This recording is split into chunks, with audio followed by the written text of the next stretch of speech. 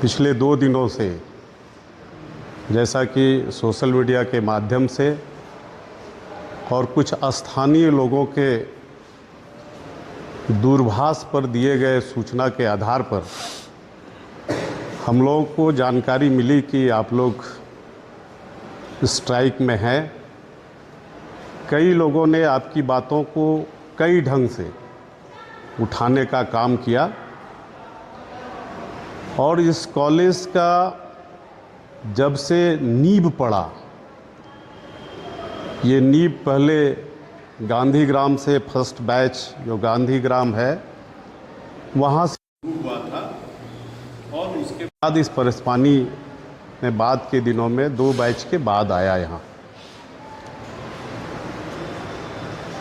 निश्चित तौर पर जब कोई भी विद्यार्थी जब मेडिकल कॉलेज, चाहे वो आयुर्वेद हो, होम्योपैथ हो, चाहे एलोपैथ हो, किसी भी मेडिकल कॉलेजों में जब अपना दाखिला लेता है तो उसको लगता है कि हमारा एक अच्छा भविष्य बनेगा और आप बच्चों से ज़्यादा हम लोग जैसे अभिभावकों की अभिलाषा रहती है कि हमारे बच्चे अब डॉक्टर बन करके आएंगे और मेरे परिवार का कल का वो भविष्य बनेंगे, ये तमन्ना रहती है। और उसी सोच के तहत लोग पढ़ने के लिए आते हैं और अभिभावक पढ़ाने के लिए भी तैयार होते हैं। कहीं न कहीं जो बात आप उठा रहे हैं और आपकी जो भी समस्याएं हैं वो समस्या बिल्कुल जेन्युइन है, चाहे वो मेडिकल कॉलेज से रिलेटेड फैसिलिटी की बात हो, चाहे एफिलिएशन से रिलेटेड बात हो, चाहे लैब में इक्विपमेंट्स की बात हो, चाहे जो सैंक्शन्ड फैकल्टी का पोस्ट है उसकी बात हो, एम्बुलेंस की बात हो, पानी पीने की सुविधा हो, सड़कें अच्छी हों, वातावरण अच्छा हो, लगे कि हम मेडिकल कॉलेज में हैं, ये आप लोगों का समझ है और ये समझ बिल्कुल सही है, 100% सही। सवाल यहाँ उठता है कि जहाँ जो सरकार है या जो जिला प्रशासन के लोग बैठे हुए हैं, ट्रांसफरेबल पोस्ट है, अफसर आते हैं समय के पहले कोई और कोई समय पूरा करके चले जाते हैं। पिछले समय जब ये बात आई थी और जब ये बात समाचार पत्रों के माध्यम से हम लोगों के संज्ञान में आया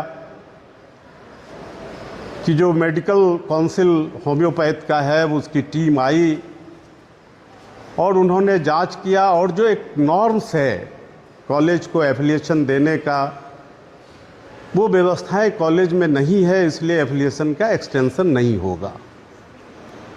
तो स्वाभाविक है हम लोगों के मन में ये बात कि ये मेडिकल कॉलेज ये गोड्डा जिला ही नहीं पूरे राज्य के लिए गौरव का विषय है और यदि ऐसे संस्थानों की मान्यता समाप्त हो जाए तो ये बिल्कुल चिंतनीय है और सोचनीय।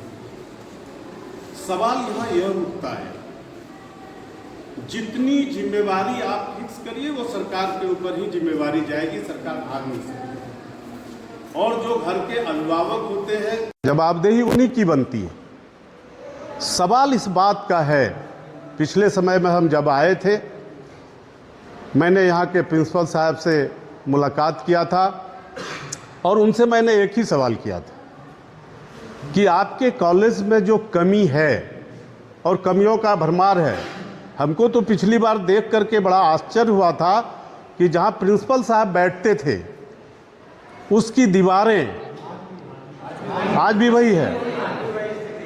दीवार उसका एकदम ऐसा फटा हुआ था कि लगे गिरेगा तो पता नहीं प्रिंसिपल साहब नहीं बचेंगे तो विद्यार्थियों का क्या हाल हो। मैं वहीं आ रहा हूँ बेटी, आ रहा हूँ मैं वहाँ। मैंने उनसे आग्रह किया था कि सिस्टम में केवल पत्र लिख करके आप चाहेंगे कि मैंने लेटर लिख दिया अपने चेयर पर बैठ करके और सरकार के जितने भी नुमाइंदे हैं डीलिंग असिस्टेंट से लेकर के आईएएस और आईपीएस अफसर तक, वो सारे आपकी चिट्ठी का लगातार जवाब देते रहेंगे और संज्ञान लेते रहेंगे। ऐसा उम्मीद करना, मेरी ही सरकार है फिर भी मैं बोल रहा हूँ, ऐसा उम्मीद करना व्यावहारिक तौर पर ठीक नहीं है। जो व्यवहारिक बातें हैं, नेतागिरी करना है और बात बड़ी करनी है तो कुछ भी बोला जा सकता है। हम लोग जब अपने व्यक्तिगत कार्यों के लिए जब पत्र लिखते हैं, तो जब आप 4 बार नहीं जाते हो ब्लॉक, तो आपका जाति निवासी तक नहीं बनता। ये फैक्ट है कि नहीं है? चाहे वो आप बिहार की बात करें, चाहे आप पश्चिम बंगाल की बात करें, चाहे आप झारखंड की बात करें, कमो बेशी सब जगह यही व्यवस्था है। हो सकता है कहीं का प्रशासन थोड़ा एक्टिव होगा, कहीं का प्रशासन एक्टिव नहीं होगा, ये अंतर हो सकता है, लेकिन मोटा मोटी यही बात। मैंने प्रिंसिपल साहब को कहा था कि आप जब पत्र भेजते हैं तो स्थानीय जो जनप्रतिनिधि हैं, उन जनप्रतिनिधियों को भी आप अवगत कराएं, थोड़ा सा आप हिलें डुलें, जाएं, लोगों से मिलें। और जब आप मिलेंगे, जब आप कानों तक बात लाएंगे, तब हम लोग भी हरकत में आएंगे। कहावत है ना हम लोगों के यहाँ कि बच्चे को माँ तब तक दूध नहीं पिलाती है जब तक बच्चा रोता नहीं। माँ अपने काम में लगी रहती है, बहुत सारा काम है, गृहिणी है, या आजकल तो काम करने वाली भी हमारी माताएं हैं। आप डॉक्टर बन जाइएगा तो जाइएगा ड्यूटी पर, तो जब बच्चा चिल्लाता है, रोता है, तो माँ क्या करती है? अपना सारा काम छोड़ करके पहले बच्चों के पास दौड़ करके जाती है और दूध पिलाती है उसको। तो सवाल वही है यहाँ कि आप यहाँ के प्रिंसिपल हैं, आपके पास सारा जवाबदेही है। बच्चों को खाना मिल रहा है कि नहीं मिल रहा है, अच्छा खाना मिल रहा है कि नहीं मिल रहा है, वो हाइजीनिक है कि नहीं है, यहाँ साफ सफाई है कि नहीं है, शुद्ध पेयजल मिल रहा है कि नहीं मिल रहा है। ये कोई सरकार के स्तर की बात नहीं है, ये जिला के स्तर की बात है। दुर्भाग्य है, पिछले समय जब मैं आया था तो पिछले प्रिंसिपल साहब ने वादा किया था, प्रॉमिस किया था हम लोगों से कि हम लोग समय समय पर मिलेंगे और आप लोगों का ध्यान इस तरफ आकृष्ट कराने का काम करेंगे। संजोग है प्रिंसिपल साहब बदल गए, नए प्रिंसिपल आए। कई बार मैंने प्रयास किया, मैं बराबर आता हूँ, राजा भिट्ठा आपसे सटा हुआ है, माननीय मुख्यमंत्री जी का क्षेत्र है, उस क्षेत्रों के सारे लीडर्स हैं, यहाँ 2 किलोमीटर पर है, हम लोग बराबर यहाँ बैठकों में आते हैं और मैं तो इसी रास्ते से गुजरता हूँ। मैं 2 बार आपके कॉलेज में आया हूँ प्रिंसिपल साहब से मिलने के लिए। संजोग से प्रिंसिपल साहब नहीं रहे, भेंट नहीं हुई, ना उनके तरफ से कभी हम लोगों को कुछ बताया गया। नेचुरल है, हम व्यवहारिक बात करते हैं, हम कोई राजनीति की बात नहीं करते। हम भी प्रिंसिपल रह करके रिटायर किए हैं, मैं जानता हूँ सारी चीज़ों को। तो वैसी स्थिति में हम लोग भी अपने कार्यों में व्यस्त रहते हैं, फिर हम लोग का ध्यान भटक जाता है, ये सच्चाई है। बाद बाकी हमको कुछ बोलना होगा तो हम बोल देंगे, तो वो अलग बात है। संजोग से भेंट नहीं हो पाई, भेंट नहीं हुई। माननीय मंत्री जी जो इस क्षेत्र के जनप्रतिनिधि हैं, उनसे बराबर मीटिंग में मुलाकात होती है, तो हम लोग इस तरफ ध्यान उनका आकृष्ट कराते हैं। और बिल्डिंग के रिपेयरिंग के लिए एक टेंडर भी आया था मेरे समझ से 60 लाख वगैरह का था, कुछ था इस तरह से, वो काम चल रहा होगा। न हमको जो जानकारी है मैं बता रहा हूँ। और जो बिल्डिंग के रिपेयरिंग का बात है वो बात आएगी।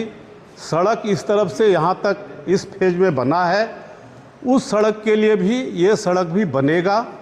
मैं आप लोगों से इतना ही कहना चाहूँगा, मैं बहुत बड़े ओहदे पर नहीं हूँ, लेकिन जो मंत्री हैं संजोग से इसी जिला में एक ग्रामीण विकास मंत्री हैं दीपिका जी, आपके यहाँ से स्थानीय विधायक श्रम नियोजन उद्योग मंत्री हैं प्रदीप यादव जी, हमारे यहाँ सीएलपी के लीडर हैं, बड़े बड़े लोग हैं, नहीं है सो बात नहीं है। लेकिन राम सेतु जब बन रहा था ना, तो गिलहरी का भी योगदान था उसमें। कहानी पढ़े हैं कि नहीं पढ़े आप? तो हम लोग उसी टाइप से गिलहरी हैं उन लोगों के सामने। बावजूद भी हम लोग आपको मदद कर सकते हैं, मदद करने के लिए तैयार हैं। जो आपका कॉलेज से रिलेटेड जो मांग है, चाहे अच्छी भोजन की व्यवस्था हो, हमको लगता है उसका क्या अलॉटमेंट है मैं नहीं जानता हूँ, क्या पर डे मील का क्या है मुझे नहीं पता, वो प्रिंसिपल साहब बताएंगे। लेकिन जो भी होगा उसको अच्छे ढंग से प्रॉपर वे में बन रहा है कि नहीं देखना है। और फिर आप लोग भी, अब छोटा बच्चा नर्सरी क्लास का तो है नहीं, आप लोगों को भी देखने का है, समय समय पर बोलने की बात है। शुद्ध पेयजल का जहाँ तक बात है, सड़कें अच्छी हो, वातावरण अच्छा हो, एटमॉस्फेयर ऐसा हो कि बच्चियाँ रह रही हैं तो घूमे तो कोई उसको रात दिक्कत ना हो, एक एम्बुलेंस की व्यवस्था हो, ये लोकल स्तर की बात है। इन बातों के तरफ मैं आज आप लोगों को आश्वासन फिर देके, अभी आश्वासन ही कहा जा सकता है, आप लोगों ने दिलाया है। मैं उपायुक्त से बात करूंगा और ये उपायुक्त के लेवल की बात है, इसमें मुख्यमंत्री जी को हस्तक्षेप करने की बहुत बड़ी बात नहीं है। मैं बताता हूँ, वो तो आपके कॉलेज का जो मैनेजमेंट है वो किस तरह से हॉस्टल का छात्रों को अलॉट करते हैं कमरा, ये हमको नहीं पता। वो उनके साथ डिस्कशन करके तभी कहा जा सकता है सीट कितना है, आप कितने हो, कितने लोग रहते हैं, कितना कहाँ से आता है, वो तो उनसे बात करने के बाद ही बता सकते हैं। वो उसमें डीसी साहब भी हस्तक्षेप नहीं कर सकते मेरे समझ से। वो करना है प्रिंसिपल साहब को करना है, और जो स्थानीय कमेटी होगी उसको करना है, उसको भी हम लोग देखेंगे। इन बातों से हम प्रिंसिपल साहब, डीसी साहब को अवगत कराने का काम करेंगे। और डीसी साहब अवगत हो चुके हैं। आपके इस धरना कार्यक्रम के बाद जो सोशल मीडिया से बात आई, हम लोगों ने भी देखा, और संजोग से कल हम लोग फिर प्रयास कर रहे थे कि माननीय मुख्यमंत्री जी से बात करें। मुख्यमंत्री जी किसी बैठक में थे, बात हमारी नहीं हो पाई थी, लेकिन संजोग से हमारे सीएलपी लीडर प्रदीप जी कल रांची में थे, आज अखबार में आया भी होगा, आप लोगों ने पढ़ा होगा। वो माननीय मुख्यमंत्री जी से मिले भी हैं। उसके बाद देर रात में मुख्यमंत्री जी से हमको भी बात हुई थी। उन्होंने कहा कि मैंने आदेश दिया है कि जो फैकल्टी की नियुक्ति होनी है, जो स्टाफ का होना है, वो तत्काल उसको करे। और जो डीएमएफटी का फंड जो है, उस डीएमएफटी के फंड से जिला स्तर पर निर्णय लेकर के जो स्थानीय सुविधा आपको मिलनी चाहिए, वो डीएमएफटी से डीसी साहब को करना है। ये बात मुख्यमंत्री जी ने तुरंत अपने चीफ सेक्रेटरी को कहा है, और चीफ सेक्रेटरी ने डीसी को उस बात को कहा है। इतनी बातें हो गई। तो अब सवाल उठता है कि आप लोग धरना पर हैं, आप लोग धरना पर कब तक रहेंगे, क्या करेंगे, या डेलीगेशन लेकर के आप डीसी के पास मिलने जाएंगे, ये आप लोगों पर निर्भर करता है कि आप कब संतुष्ट होंगे और कब उठेंगे आप। तो सवाल यह उठता है कि जो आपका, चाहे स्टाइपेंड की बात हो, आपने कहा अभी कि स्टाइपेंड में भेदभाव क्यों, होम्योपैथ का अलग, एलोपैथ का अलग, और एलोपैथ को आप डॉक्टर मानते हैं, होम्योपैथ को डॉक्टर नहीं मानते हैं, इसीलिए तो भेदभाव होता है। हमको 2ym दर्जे का नागरिक बना दिए, आयुर्वेद में जाइएगा तो बोला तीसरे दर्जे का, 3rd फेज का लोग हो गया। तो ये सरकार के स्तर की बात है, ये डीसी साहब भी उस पर कुछ नहीं कर सकते हैं। हाँ, तुरंत आप बोलिएगा।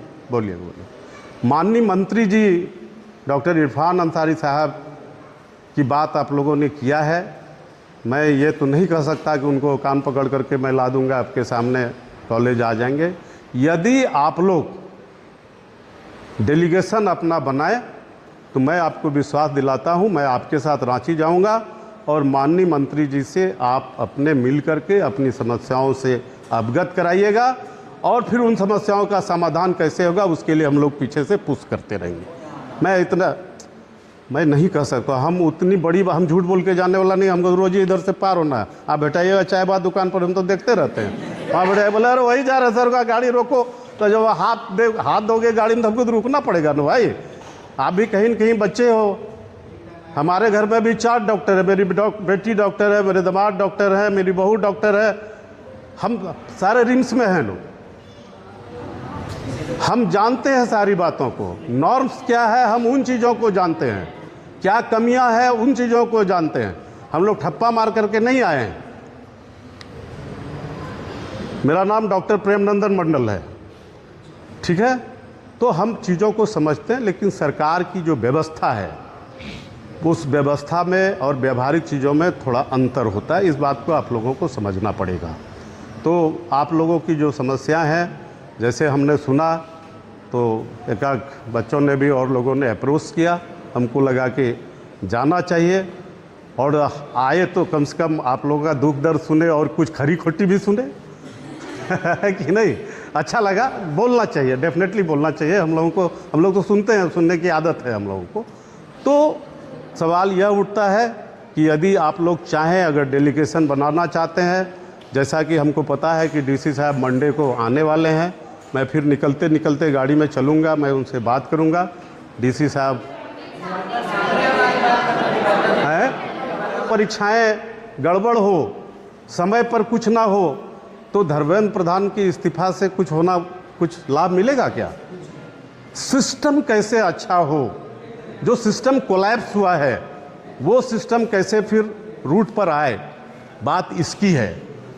आप लोग धरना पर बैठे हैं, हम आपकी बातों से माननीय मंत्री डॉक्टर इरफान अंसारी साहब को भी अवगत कराऊंगा। मुख्यमंत्री जी अवगत हैं और जब सीएम साहब अवगत हैं तो निश्चित वो भी अवगत हो चुके होंगे। कल उनके घर में शादी थी, देखे होंगे आप लोग सोशल मीडिया में, परसों शादी थी उनके, शादी या कुछ था, सेरेमनी वगैरह था भांजी का उनका, उसमें व्यस्त थे। मैं आज फिर बात करूंगा, उनसे बताऊंगा ये स्थिति है।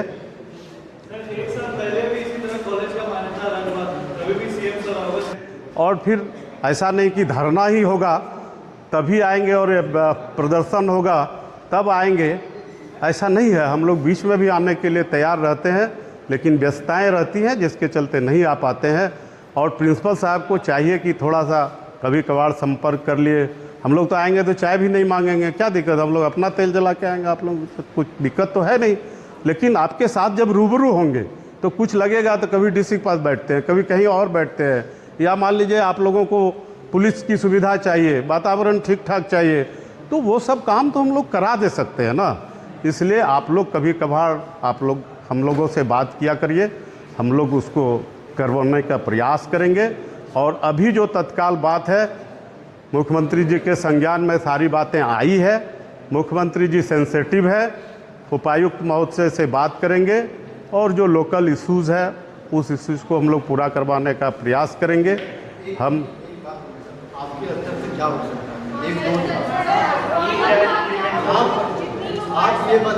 मेरे स्तर से मैं जो विश्वास दिलाता हूँ, हमारे स्तर से मैं कहूँगा कि एफिलिएशन कल हो जाएगा, नॉट पॉसिबल।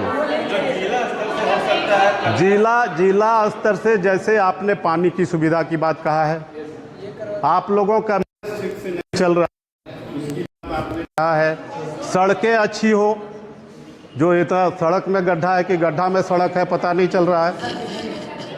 बिजली 1 मिनट, अभी जो बिजली का कंडीशन है, बिजली पावर का सप्लाई अच्छा है, लेकिन यहाँ पता नहीं, हो सकता है लोकल में कुछ गड़बड़ियाँ हो सकती हैं, कोई फॉल्ट होता होगा।